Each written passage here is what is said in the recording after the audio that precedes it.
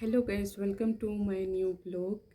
यीशु साहेब praise the lord. मैं हूँ मनीरा खेस और मैं झारखंड से बिलोंग करती हूँ, एक छोटा सा गांव से।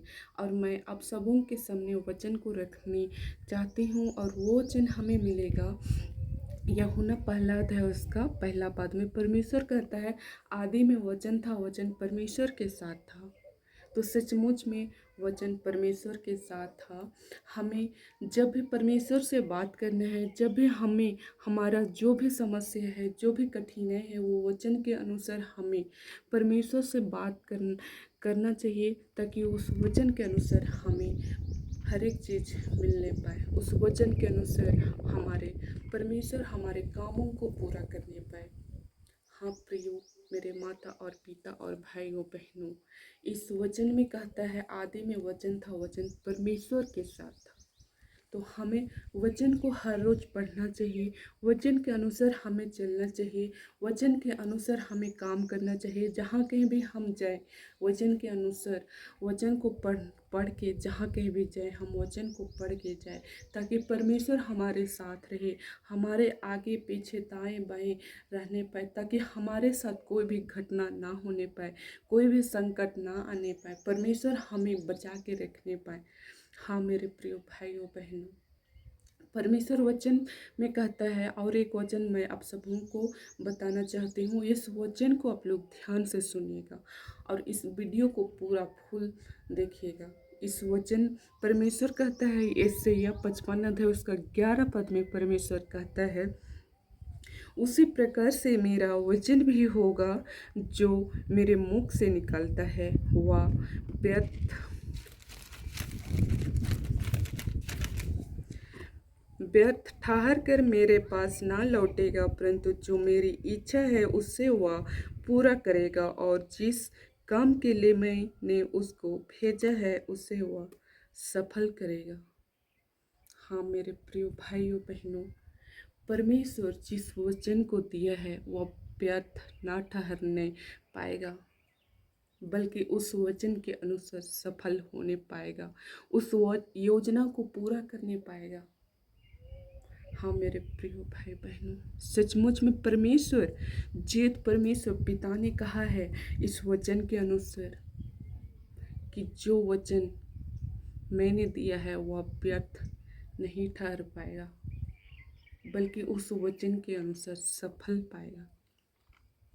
हमें सचमुच में वचन के अनुसार चलना है। और एक वचन कहता है, परमेश्वर ने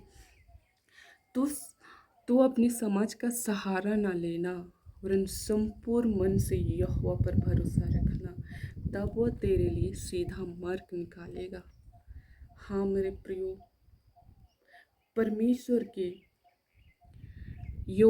परमेश्वर के वचन के अनुसार हम चलेंगे तो सचमुच में हमारा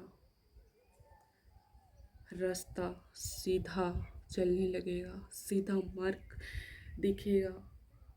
हम कई बार गलत रास्तों में भटक जाते हैं, गलत कामों को करने लग जाते हैं, संसारिक अभिलाषा में डूब जाते हैं और परमेश्वर को हम लोग इग्नोर करते हैं, परमेश्वर को हम लोग पहचानने नहीं पाते हैं, परमेश्वर के वचन को नहीं पढ़ पाते हैं और हम लोग संसारिक अभिलाषा में डूब जाते हैं।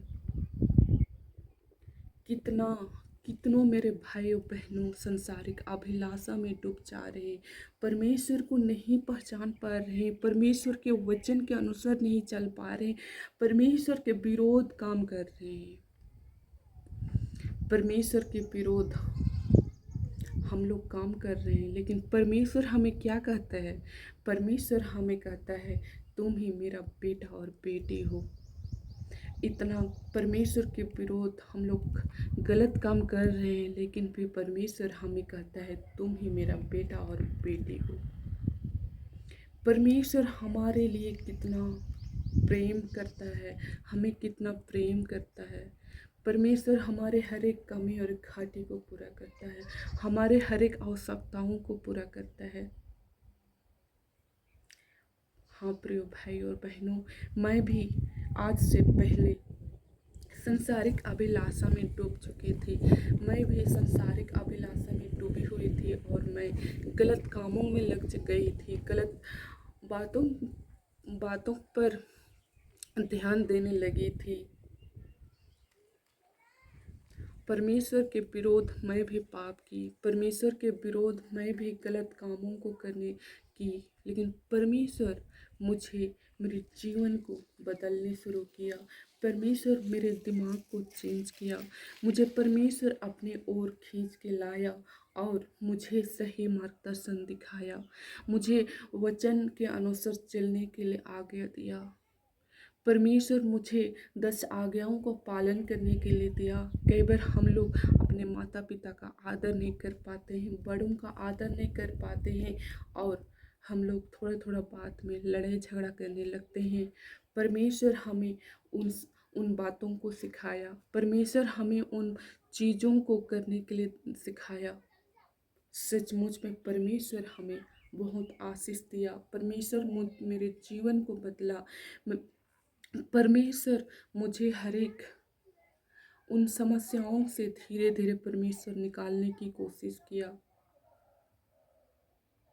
परमेश्वर मेरे जीवन को बिल्कुल बदलने वाला है, मेरे जीवन बिल्कुल बदलने पाए और मैं एक दिन परमेश्वर के राज्य में प्रवेश करने पाऊँ। परमेश्वर कहता है, जो कुछ भी मांगो विश्वास से मांगो, मैं तुम्हें दूंगा। सचमुच में परमेश्वर से हमें विश्वास से मांगना है, परमेश्वर उसको पूरा करेगा। हाँ मेरे प्रियो, परमेश्वर कहता है वचन में, आशा में आनंदित रहो, क्लेश में स्थिर रहो, प्रार्थना में नित्य लगे रहो। रोमी 12:12 में परमेश्वर कहता है, आशा में आनंदित रहो, क्लेश में स्थिर रहो, प्रार्थना में नित्य लगे रहो।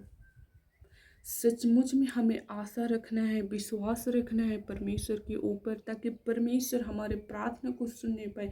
परमेश्वर हमारे जीवन को परीक्षा करने लगता है। अगर हम परमेश्वर के परीक्षा में पास होने पाए तो हम लोग, हमारे जीवन सचमुच में बदल जाएगा। हाँ मेरे प्रिय भाइयों बहनों, मसीही जीवन एक कठिन जीवन है। अगर हम परमेश्वर की परीक्षा में पास हुए तो हम लोग सचमुच में आनंदमय जीवन व्यतीत करने पाए, हमारे परिवार में हमेशा महिमा होने पाए, हमारे परिवार में परमेश्वर डेरा और बसा करने पाए, हमारा जीवन को परमेश्वर आगे बढ़ाने पाए। हाँ मेरे प्रियो और भाइयों बहनों, और एक वचन मैं आप सबों को बताना चाहती हूँ। वो वचन मिलेगा पहला थिमोथियुस 4 उसका 12 पद में। परमेश्वर कहता है, कोई तेरी जवानी को तुच्छ ना समझने पाए, पर वचन और चल चलन और प्रेम और विश्वास और पवित्रता में विश्वासियों के लिए आदर्श बन जा। परमेश्वर कहता है, कोई तेरी जवानी को तुच्छ ना जानेगा।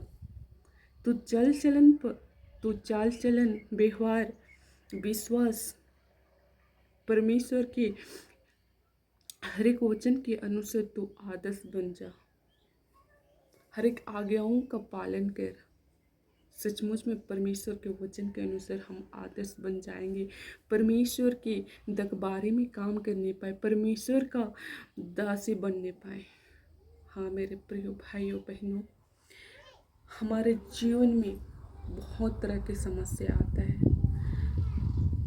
हमारे जीवन को बहुत तरह की कठिनाई आते हैं। हम लोग स्कूल कॉलेज में जब फेल हो जाते हैं तो हम लोग सोचने लगते हैं परमेश्वर को याद किए रहते तो सचमुच में हम पास होते, लेकिन एक दिन का याद किए हुए परमेश्वर हमें उसमें सफल नहीं करेगा। हमें परमेश्वर हर रोज दिन रात परमेश्वर से बात करना है, परमेश्वर के समय उन समस्याओं को रखना है, तभी हम आगे बढ़ पाएंगे। इस वचन के अनुसार आप सबों को बहुत बहुत आशीष मिले और इस वीडियो को ज़्यादा से ज़्यादा शेयर कीजिए, कमेंट कीजिए और मेरा चैनल को सब्सक्राइब कीजिए। Thank you.